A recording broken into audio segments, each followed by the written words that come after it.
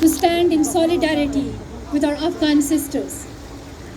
In just 1 year, the world changed for the women of Afghanistan. They lost their jobs, positions they had worked hard to earn, paychecks that they supported their families through. They lost their freedom of movement, the right to walk, to go to market without a male companion, to enjoy outdoor parks and gyms. Thousands of girls have been forced and sold into marriages. Afghanistan is the only country in the world right now that bans girls from going to secondary schools. If you have heard my story, you must know it is not a unique story of one girl. It is the story of millions of Afghan girls right now. I can imagine what they're going through.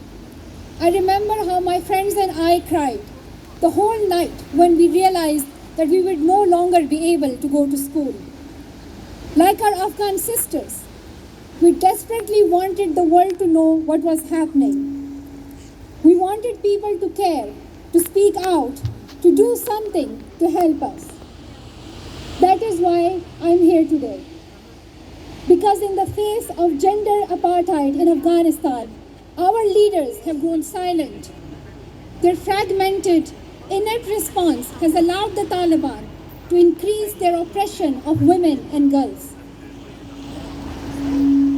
While powerful countries stand by, Afghan citizens are putting themselves at risk to defend their human rights. Right now, the regime is detaining Zarifa Yaqubi and her colleagues, Farhat Popalzai and Humaira Yusuf for speaking out for their rights, and many other activists like them. Each of us who have the freedom to speak must not look away. We must call on our leaders to act with urgency.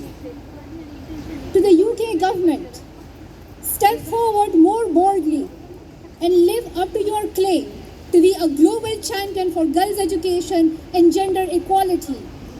Use your convening power to hold on a global summit where world leaders can agree on bold and coordinated actions to ensure girls' and women's rights are upheld in Afghanistan. Demand the release of women activists in Afghanistan and welcome at-risk Afghanistan women by establishing asylum and resettlement routes. To global leaders, you must not stand silent. You must do more. You must listen to the voices of Afghan girls and women and work along with them as you determine their country's future. In Afghanistan today, women are providing secret schools for girls. They're helping each other flee the country they love. They're marching in the streets like we did today. But we will go safely to our homes. For them, defying the Taliban means risking their lives.